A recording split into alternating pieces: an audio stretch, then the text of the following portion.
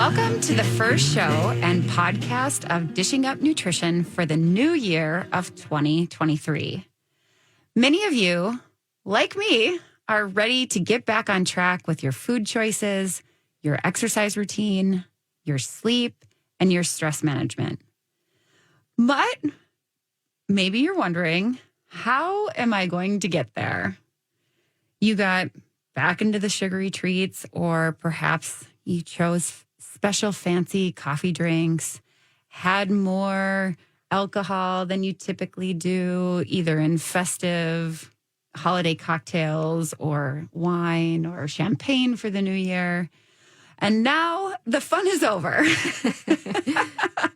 And frankly, we've started to realize that we have less energy, more cravings. Maybe our jeans are fitting a little tighter and just not feeling as great as we did before the holidays. My name is Teresa Wagner. I'm a registered and licensed dietitian, and I'm here today with Leah Kleinschrodt, who is also a registered and licensed dietitian. And we want to offer you some practical ways to get back on track. Yes. Well, good morning, listeners. Good morning, Teresa. Good to be in studio with you again.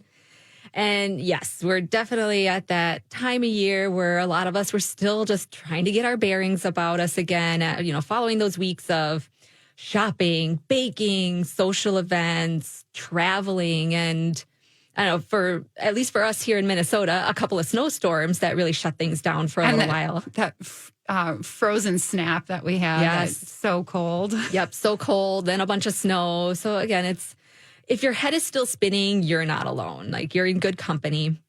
So I did just want to actually bring up, Teresa, you mentioned the topic of our show about just kind of getting back on track and course correcting a bit.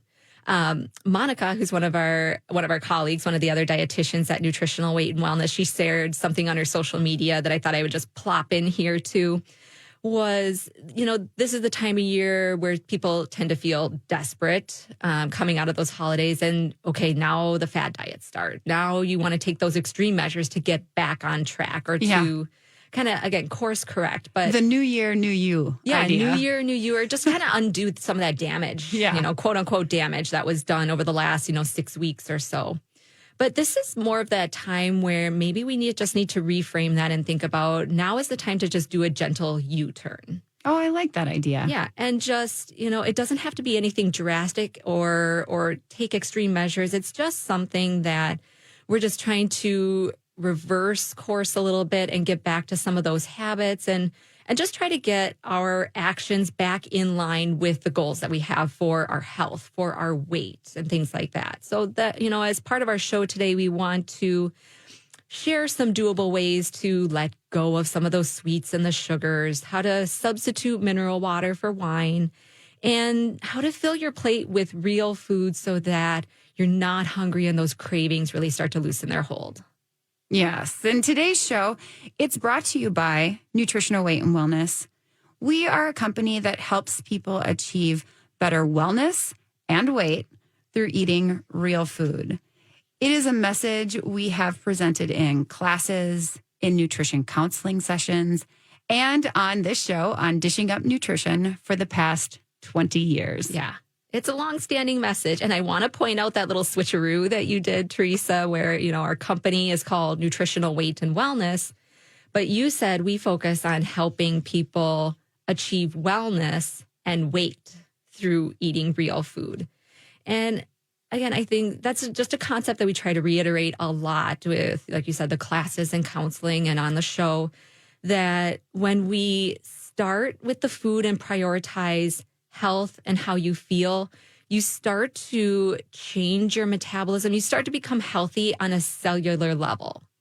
And then the weight loss tends to follow. And so I want to point out that I borrowed that quote from you from an earlier show. I thought that sounded familiar. Yeah, exactly. It was a show, I think it just replayed last week. So it was about your two clients who had some really great success with weight loss. But we're often told that message of, well, if you lose weight, then your cholesterol goes down. If you lose the weight, then your knee pain goes away. Or if you lose weight, then XYZ, where actually it's the flip side of things.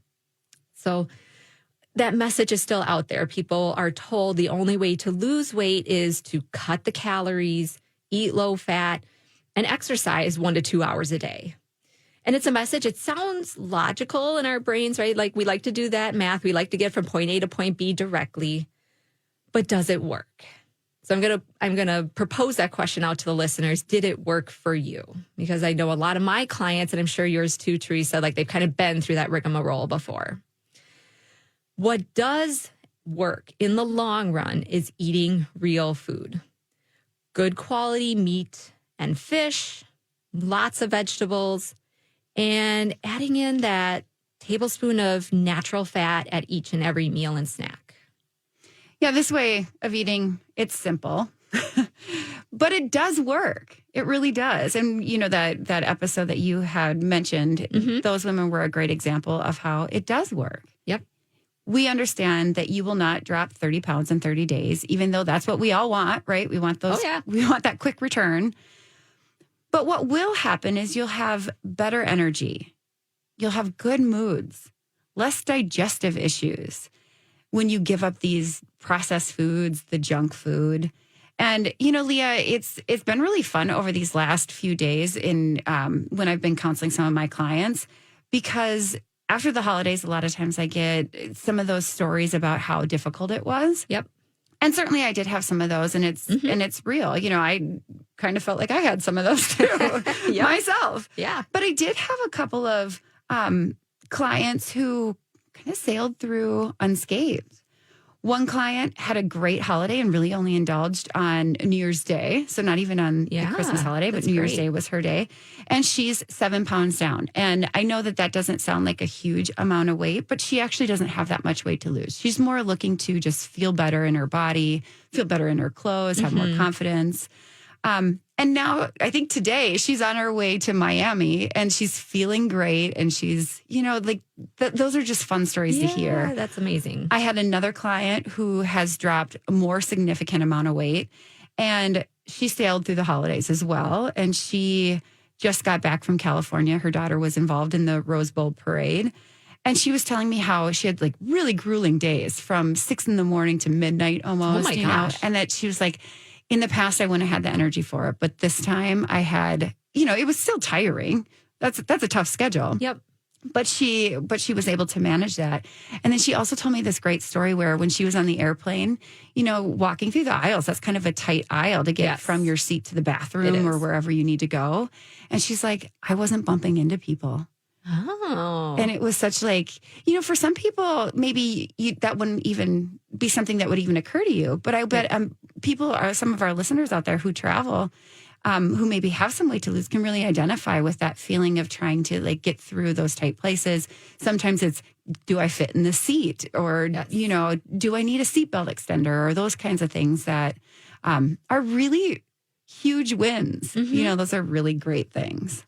Yeah, absolutely. Yeah. I love those little stories too of like, sometimes those things, like you said, don't even occur to us or occur to our clients until it's either not there anymore or it shows up or like whatever that case may be. But it is so fun to just hear those little wins, you know, non-scale and scale wins. It's so fun. It makes what we do really rewarding and helps us show up every day. Right. Yeah. And just to bring it full circle, both of these women, they're just eating real food. Yeah. Nothing flashy. They're not chasing that next shiny object, the fad diet, just day after day eating real food. Yeah, absolutely. I love both of those stories. So great. And so with our show today, rather than telling you those same old ways that the weight loss companies out there they'll recommend for getting back on track, we're going to look at habits. So why certain habits are developed. And we're also going to look into some of the neurochemistry or like some of that biochemistry of dopamine and our neurotransmitters and things like that as we go through this show. So some of our habits that we have are positive habits and some are more harmful habits. If you develop the muffin and the fancy coffee habit for breakfast at the coffee house, then this is probably a more harmful habit. But on the flip side, if a more positive habit, it would be scrambling up a couple of eggs with spinach. You have that side of sweet potato. You cook it all in a little butter, maybe some coconut oil or something like that. That's a more positive habit. And so these are some of the things we're just going to lay out a little bit more as we go through our show. And on that note, we should go to break. You are listening to Dishing Up Nutrition, brought to you by Nutritional Weight and Wellness. Today, we are giving you some insight into how you can use your intellect to get back on track after the holidays. Stay tuned. We have some new thoughts for you to consider. Welcome back to Dishing Up Nutrition. As nutritionists, we believe that as clients know better, they tend to do better. So we offer many classes, both in person at all 6 of our locations, and we offer many Zoom virtual classes for those of us, or for those of you out there who are not in the greater Twin Cities area. Starting the week of January 9th, 2023, so this is just actually in a couple of days, we will have several classes at all 6 of our locations and several virtual Zoom classes of our series called Ongoing Support and Education. So these are for our students who have taken our 12-week series, Nutrition for Weight Loss, and they're looking for that extra support, that next level of a little bit more learning, but more discussion and just more real world. How am I going to keep doing this in the long term?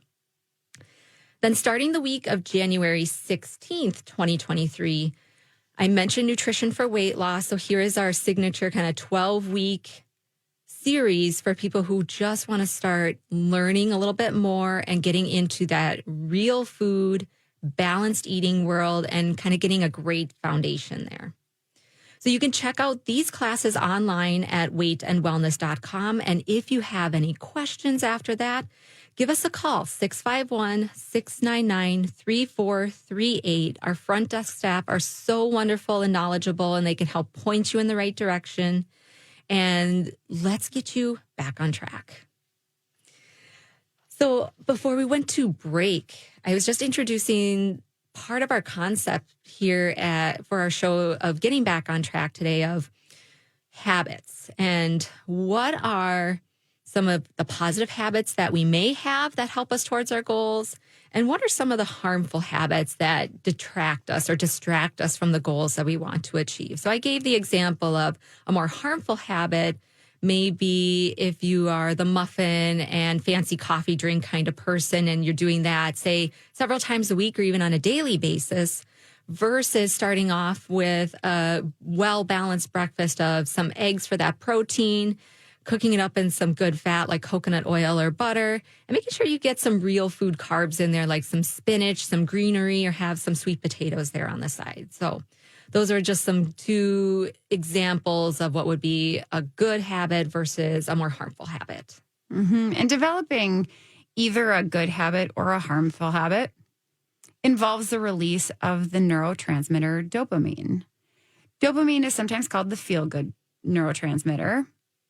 It is the neurotransmitter of desire and motivation. Mm-hmm.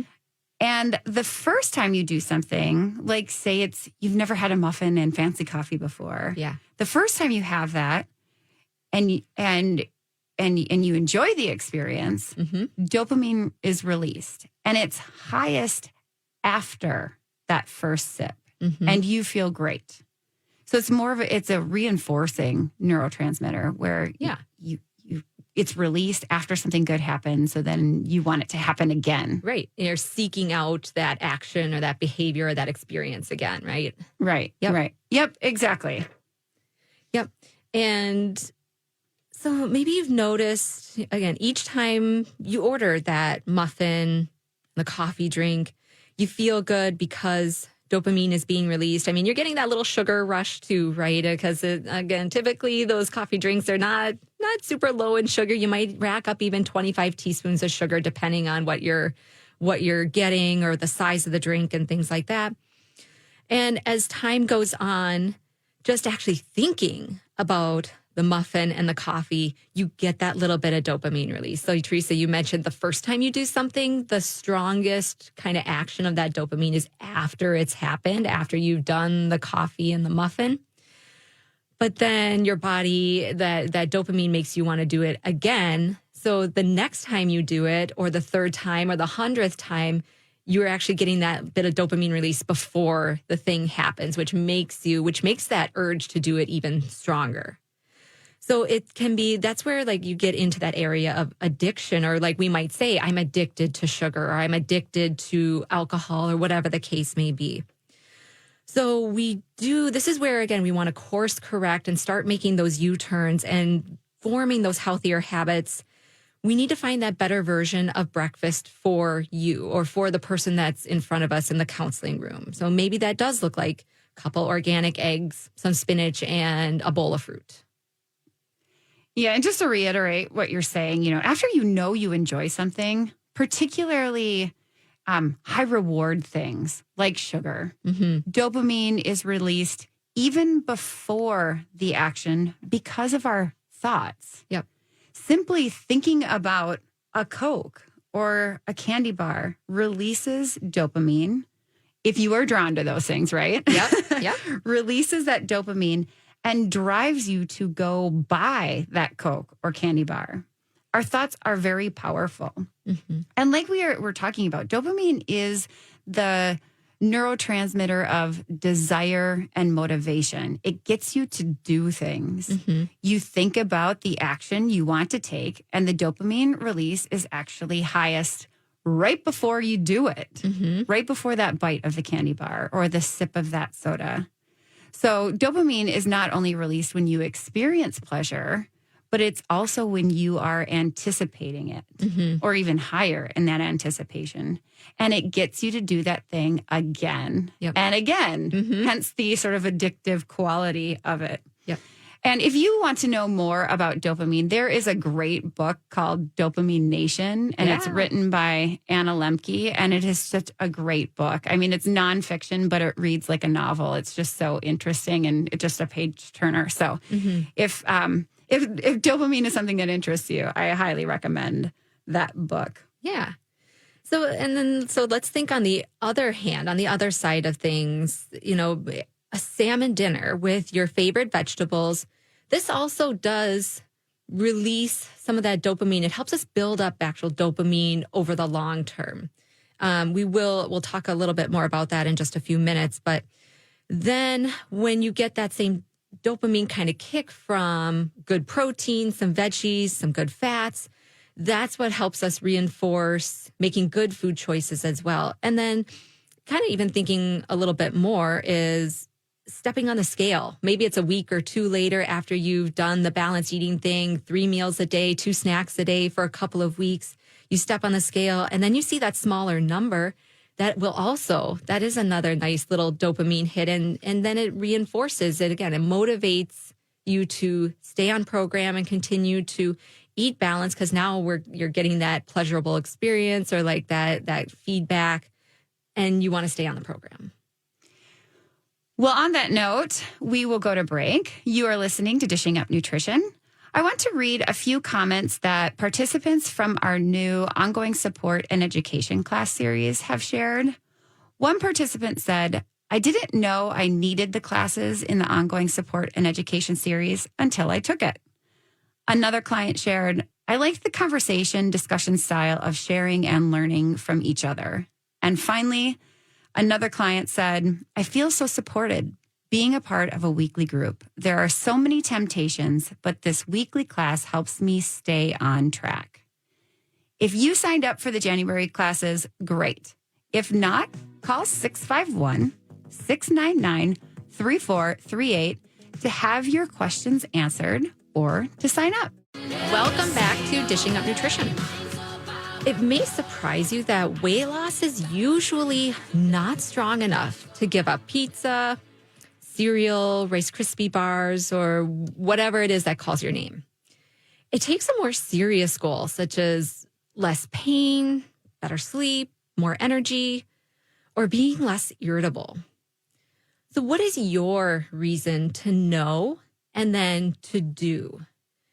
We can help you change your thinking. So rather than thinking about the ice cream that's left over in the freezer or Sweet Martha's cookies at the state fair here in August in Minnesota, we're many months out from that, but some people plan all year round for that kind of thing. Maybe we can change that thinking so that you'll be thinking about homemade, delicious chicken and wild rice soup. And we help clients practice thinking about healthy foods and suddenly they're in their kitchen and they're cooking great, healthy meals. January is a great time to refocus and to join one of our classes. And you can do all of this online at weightandwellness.com. Or again, call us at 651-699-3438 if you're just looking for a little guidance or a compass to point you in the right direction. So Teresa, before break, we were chatting. We talked a lot about dopamine so far, about that kind of motivating neurotransmitter and those things that release dopamine for us and make us want to do things again and again and again. Right. And both good and bad habits can activate the release of dopamine. But high reward habits can lead to addiction. Mm-hmm. For example, sugar, our favorite topic, right? Yeah. Releases dopamine, which for many then leads to a sugar addiction. Wine releases dopamine. And so for some people, wine becomes addictive. Mm-hmm. Yep. Sugar, alcohol, drugs like cocaine, scrolling social media. Yeah, that's like button. Yes. That like, those hearts, all of that stuff. Like that's one of those things that just lights up, that you get that little hit of dopamine every time. Processed carbohydrates, and gambling. And these are all this is not a complete list, but these are examples of all things that will release that dopamine. Yeah, they're high reward. Yes, high reward. And so engaging in these, again, more harmful habits or like these distracting habits can lead to addiction, not for everyone, but for some people. And on the other hand, a salmon dinner with your favorite vegetables, that also kind of releases and helps you build that dopamine over time. And in the long run, it helps you make those good eating choices. Right. Which, when you say it helps to build that dopamine, it's because protein provides the building blocks of our neurotransmitters. Yeah, absolutely. Neurotransmitters are made out of amino acids. Amino acids come from proteins. Mm-hmm. So, and like you were saying, good habits like eating healthy meals can result in dopamine release, because stepping on the scale and seeing a positive number releases dopamine and you feel happy. Mm-hmm. So good habits release dopamine. And of course, like we've been saying, bad habits also can release dopamine, and usually in a higher amount. And like we've said, sugar releases dopamine, which can lead to sugar addiction. And we see this, how sugar is addictive all the time when we're working with clients and in classes. If you have a behavior you wish you didn't have and can't find a way to stop, that looks like addiction. Mm-hmm. If there's a food you don't want yourself to eat, and when you start, you can't stop until it's gone or until you feel sick, that looks like addiction. Mm-hmm. If you hide foods or eat large amounts in private and you feel shame about it, that looks like addiction, right? Yeah, absolutely. I love the way you said that. I think just some of those behaviors, it helps people conceptualize like, okay, how do I know, is this something that is a problem for me? Or is this something, again, that I need to start changing my habits and behaviors around? Yeah. So how do we use this information to get back on track? Let's focus. So let's just take that sugar and the wine examples. Like, how do you build up your dopamine levels? One thing, you let go of that sugar habit, or you let go of that wine habit. But I can already hear people's thoughts turning in their heads of, okay, well, that's great. How do you let go of these addictive habits? Now, for the brain to have adequate dopamine, you need to, and to make those good food choices, Teresa, you said it, like adequate protein. That is a huge place where I start with almost every single one of my clients. Start your day, especially breakfast. Like that's a huge key part of the day, right? Is the way you start your day sets you up on a good foot for things to go well the rest of the day. So start your day with 3 or 4 ounces of protein. So that might look like a couple of eggs. That would be 3 or 4 eggs if you're an egg person. If you're not if you like eggs, but not that much, it might look more like, 1 or 2 eggs, but maybe some like our turkey breakfast sausage. I love that as an add-on next to a couple of eggs, or you might even have like a half of a burger patty, or just, something else, or some smoked salmon or something like that to get that little extra bit of protein in the morning. Then for lunch, you do it all over again. You have 3 or 4 more ounces of protein, maybe some chicken on a salad, or I have still leftover turkey that I just pulled out of the freezer from Thanksgiving when we needed to fill in some meals. And then you do it again at dinner, 3 or 4 ounces of protein at dinner. That's where that salmon can come into play. To get back on track, we need to decide what thoughts or situations are causing dopamine release and remove those triggers. Remember, dopamine release is highest before the reward, not the fulfillment of it. And that's what gets us to do that action. That's what gets us to eat that food or drink that high sugar drink or alcoholic drink. Here are some common dopamine triggers. Ads for junk food, the candy dish on your desk, bars and desserts displayed at the restaurant or at the grocery store, happy hour with friends, or the smell of popcorn at the movies. What dopamine trigger could you avoid? You might evaluate your common behaviors and think, well, why do I do the things I do? A simple question might be, do I go to the movies to see the movies, or is it for the food there? And the truth is that movie theaters know that dopamine is a part of this, or at least they know that smell of popcorn results in sales, right? And actually, they make more money on the food there than they do on the actual movie, which is really interesting. But how can you protect your environment? That's a part of this avoiding that trigger. Protect your environment so that you don't even see or think of that food or beverage that gives you trouble. How can you do that? Protecting your environment is all about making the healthy choice the easy choice and the unhealthy choice difficult.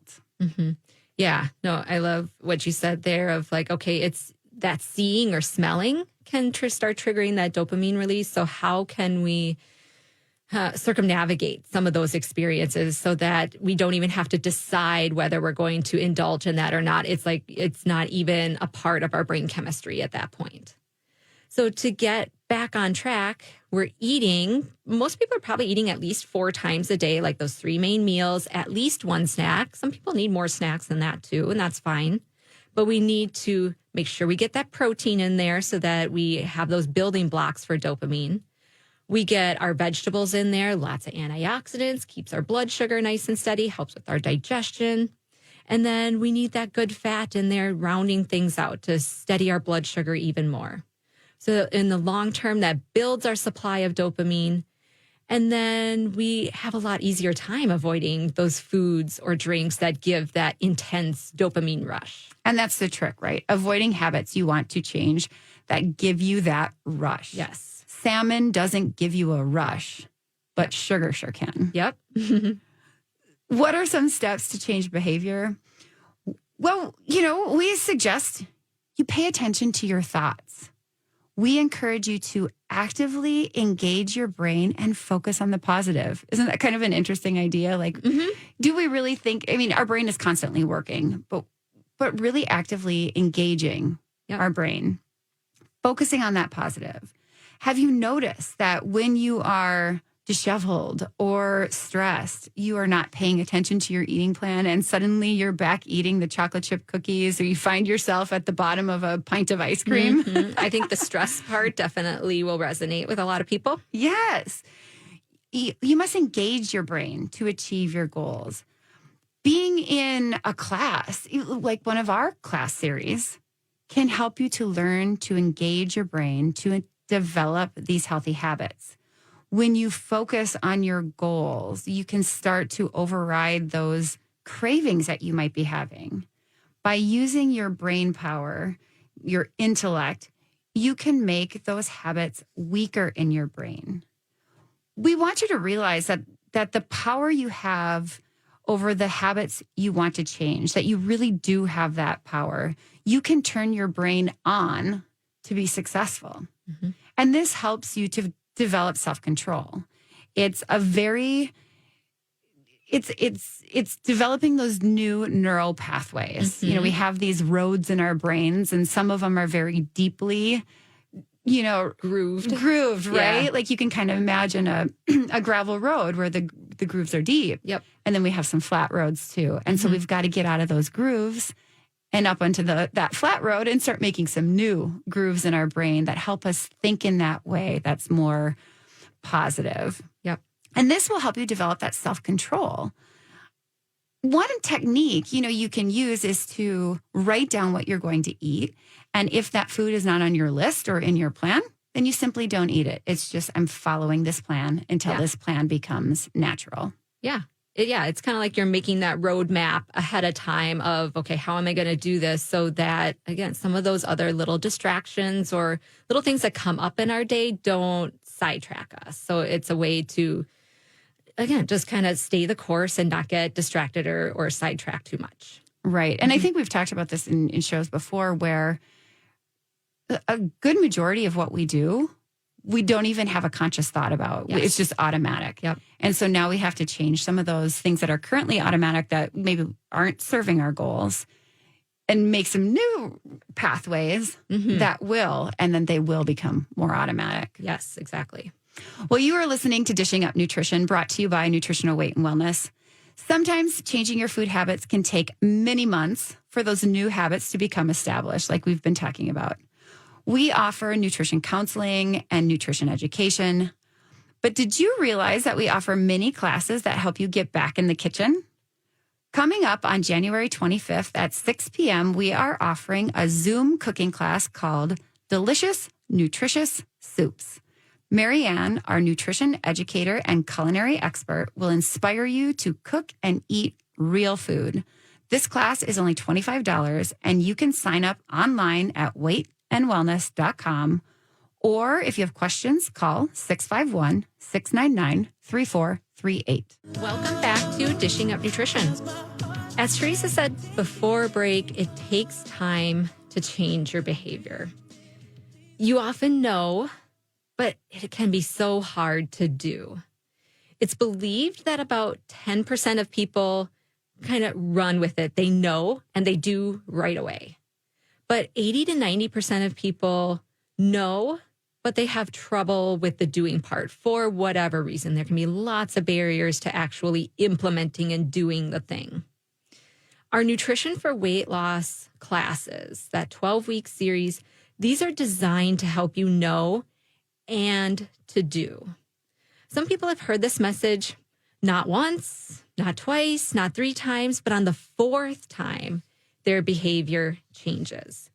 And I remember one of the first times I taught Nutrition for Weight Loss, or maybe it was the Weight and Wellness series. It was one of the two. I had a client exactly like that. She shared, I took Nutrition for Weight Loss twice. I didn't do anything. I just learned. I just tried to absorb that information like a sponge. The 3rd time through, I implemented. And then so now she's doing it again, like either a 4th time or it was Weight and Wellness. Again, she was taking classes. So this is kind of like her 4th time. And by then she had lost, it was over 50 pounds, I think. So again, sometimes everyone does it on their own time, on their own schedule, and when they're able to do it. But you take that knowledge, and with these classes and with the support of the people around you and the instructors, you start, you stop and actually eat meals and snacks. You don't just rush your way through lunch. People start sleeping 7, 8, even 9 hours at night. They drink 8 to 10 glasses of water. So it helps you with that commitment to your health. If this is something that's interesting to you or something that you're just really willing to jump right into, come and join us in January. This will help you make those changes to your health that you want to make. You call us at 651-699-3438. We have the time to answer your questions. All right, so bringing us back into our topic of getting back on track after the holidays, Teresa, you were mentioning just, again, we have such power over our habits. We have power over our environment. We can develop some of that self-control. I love that tip that you said about like actually writing out what you're going to eat the next day or for the next 3 days. A lot of people will use like a meal, like a tracker to track what they've already ate. But using that technique to actually plan ahead, I know I have some clients that just love that idea and they have a lot of success with that. So we encourage our clients to engage that thinking brain, get off autopilot and start trying to course correct and using that brain, using that intellect to change how you consciously think about your life, your health, your weight. Self-talk is actually very important. So I did want to linger on this for a moment. Talking to yourself is a way to be successful. Plan to be in charge of your foods and using positive self-talk to avoid slipping back into poor food choices. Teresa, you and I were talking about this on the break, that so many of us, I think we all probably do this on some level, but some just struggle a little bit more than others about negative self-talk. And how can we course correct? How can we make that U-turn with our thoughts and start reframing things into positive self-talk? So like one example would be, I'm choosing to buy quality food, or like maybe I'm choosing to buy the organic eggs this time because my body and my brain deserve the best. It's telling yourself, as silly as it might sound, it's telling yourself, I deserve health. I deserve to be happy. I deserve to get what I want out of this life, and saying it until you believe it. Yes. And we all have the tendency, maybe we don't all have the tendency, but many of us have the tendency to have that negative self-talk. And that is something that you can change. Mm-hmm. Our thoughts are not, or what goes on in our brain is not something that's just that we have no power over. We really can start to redirect those thoughts or reframe those thoughts so that if we catch ourselves in that negative thought process, we can redirect it and switch it to the positive. And the more we do that, the less often those negative self-talk conversations happen. Yep. But it takes work. Oh, yeah. I mean, it really does take work. And it's one of those things that nobody knows you're doing it but you. Yeah. Yep, that is kind of funny. Another way that you could positively talk to yourself is, say, I have no interest in fast food French fries because I know the refined oils that they are fried in can damage myself. I will eat the small, real potato and put butter on it. Really thinking about the positive thing that you want, focusing on the real food potato. Mm-hmm. Think on the foods that you want yourself to eat, and avoid ruminating on the things that you're looking to avoid. There's a saying that I really like that says, where your thoughts go, your energy flows. I love that. If you're really focusing on, well, I can't have French fries, I can't have M&Ms, I can't have ice cream, I can't have all these highly palatable, yummy foods. I mean, no denying they're delicious foods. Mm-hmm. If that's what you're thinking on, that's what you eventually are probably going to have. Rather redirect it. I love the taste of a juicy strawberry. Yeah. I love eating an apple and putting some natural peanut butter on it. Mm-hmm. I love a really good steak. I love the salmon dinner you're talking about, and really focusing on those thoughts and putting that positive spin on it so that where your thoughts go, your energy flows, and your energy is flowing towards those healthy habits. Mm-hmm. Putting your energy toward eating real foods that nourish your body and brain, redirect the thoughts of junk food to those healthy alternatives. Yes, absolutely. Yep. It takes practice. It can be done. And another piece of this about kind of getting back on track, you may need to find ways to manage your stress. Yeah, especially if you're a stress eater, right? Right, exactly. And who doesn't have extra stress coming out of the holidays and things like that? But, sometimes we get into these bad habits or these bad grooves in the road, as you were saying, Teresa. It's a coping mechanism for the stress. So maybe, and I know I've had a couple clients like this recently, that you just tend to work through lunch because, okay, you have such a high workload, or you're trying to play catch up. You work through lunch, and then, mid-afternoon hits, or you get home from work, and that's where you grab the M&Ms, the potato chips, or the Coke. To get back on track, we need to just, again, engage that intellect or actively start thinking about, all right, how am I going to change that automatic behavior, that groove in the road, to make the decision to actually stop and eat my lunch that I brought from home. And maybe that lunch that's that chicken wild rice soup or leftover salmon, broccoli, and a bowl of fruit. But how can you take care of yourself so you can get back on track? We're living in a stressful time, and we need to use food as our number one stress management technique, because our food choices actually play a huge role in how we experience stress. So it makes sense that food can be one of our top priorities in terms of relieving that stress.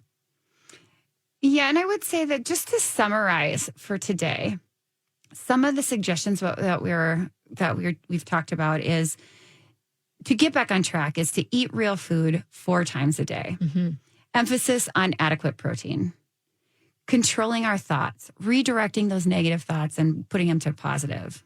Protecting our environment, making the healthy choice the easy choice and the unhealthy difficult. Watch those dopamine triggers and manage our stress. Yep. Our goal at Nutritional Weight and Wellness is to help each and every person experience better health through eating real food. It's a simple yet powerful message. Eating real food is life-changing. Thank you for joining us today. Thanks for listening to Dishing Up Nutrition. If you enjoy this podcast, please share your favorite episodes with a friend or leave a review on iTunes, Stitcher, or iHeartRadio. The content and opinions expressed are those of the hosts or presenters. They are not intended to diagnose, treat, cure, or prevent disease. Product statements have not been evaluated by the FDA.